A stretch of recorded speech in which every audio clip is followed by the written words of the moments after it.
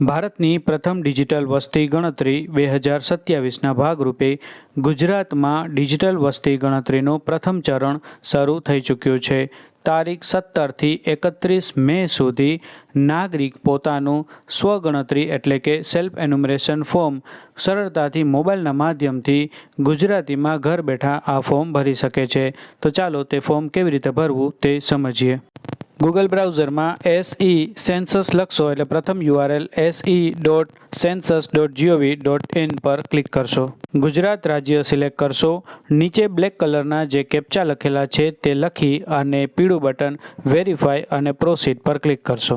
અહીં સૂચના આપેલી છે કે ફોર્મ જ્યારે ફાઇનલ સબમિટ થઈ જશે ત્યારે તમને SMS અને ઈમેલમાં એક SE-ID જનરેટ થશે। તે જ્યારે ગણનાકાર તમારા ઘરે આવે ત્યારે તેમને આપશો।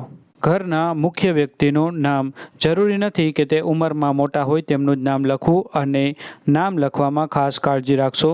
ફોર્મ સબમિટ થઈ ગયા પછી તમે તેમાં સુધારો કરી શકશો નહીં અને ત્યારબાદ મોબાઈલ નંબર અને ઈમેલ ID લખી અને વેરીફાઈ અને પ્રોસીડ બટન પર ક્લિક કરશો। તમારા નંબર પર OTP આવ્યો હશે તે અહીં OTP લખી ઉપર ગુજરાતી ભાષા પસંદ કરી અને નીચે વેરીફાઈ OTP બટન પર ક્લિક કરશો। અહીં સૂચના આપેલી છે કે હવે પછીની પ્રોસેસમાં નકશામાં તમારા ઘર પર રેડ પિન ચિહ્ન કરવાની છે, તેના માટે 2 આંગળીનો ઉપયોગ કરશો। તમારો જિલ્લો સિલેક્ટ કરશો, પિન કોડ લખશો, નીચે તમારું ગામ અથવા તો જિલ્લાનું નામ લખશો અને બ્લુ બટન શોધો પર ક્લિક કરશો। અહીં નકશામાં 2 આંગળીનો ઉપયોગ કરી તમે રેડ પિન ખસેડી શકો છો, ઝૂમ ઇન ઝૂમ આઉટ કરી શકો છો। વ્યવસ્થિત તમારું ઘર શોધી અને ત્યાં રેડ પિન સેટ કરવાની છે એટલે કે ત્યાં મૂકવાની છે। એક્ઝેક્ટ તમારા ઘર પર રેડ પિન સેટ થઈ ગયા પછી નીચે બ્લુ બટન સ્થળની પુષ્ટિ કરો પર ક્લિક કરવાનું છે। સેવ અને આગળ વધો પર ક્લિક કરી અને ગ્રીન બટન હા પર ક્લિક કરવાનું છે। તમારા ઘરના ભોંય તળિયામાં મુખ્ય કઈ સામગ્રી વપરાયેલી છે તે નીચે આપેલા લિસ્ટમાંથી એક સિલેક્ટ કરવાની છે। ત્યારબાદ તમારા ઘરની દિવાલમાં વપરાયેલી મુખ્ય સામગ્રી કઈ છે તે આપેલા લિસ્ટમાંથી એક સિલેક્ટ કરવાની છે। તમારા ઘરની છતમાં મુખ્ય કઈ સામગ્રી વપરાયેલી છે તે નીચે આપેલા લિસ્ટમાંથી સિલેક્ટ કરવાની છે। તમારા ઘરની પરિસ્થિતિ સિલેક્ટ કરવાની છે। સેવ કરો અને આગળ વધો બટન પર ક્લિક કરી અને હા બટન પર ક્લિક કરશો। તમારા કુટુંબમાં કુલ કેટલા સભ્યો છે તે લખવાનું છે। કુટુંબના મુખ્ય વ્યક્તિનું નામ અંગ્રેજીમાં આવી જશે, નીચે તેનું ગુજરાતીમાં નામ લખવાનું છે અને ત્યારબાદ તે મુખ્ય વ્યક્તિ પુરુષ છે કે સ્ત્રી તે સિલેક્ટ કરવાનું છે।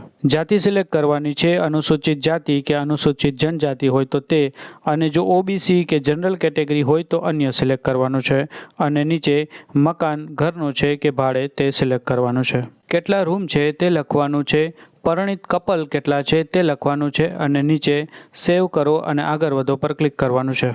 પીવાનું પાણી ક્યાંથી આવે છે તે સિલેક્ટ કરવાનું છે। તે કેટલું દૂર છે તે સિલેક્ટ કરવાનું છે। વીજળી ક્યાંથી આવે છે તે સિલેક્ટ કરવાનું છે। શૌચાલય એટલે કે ટોયલેટનો ઉપયોગ કઈ રીતે છે તે સિલેક્ટ કરવાનું છે। તેનો પ્રકાર કયા ટાઈપનો છે તે સિલેક્ટ કરવાનું છે।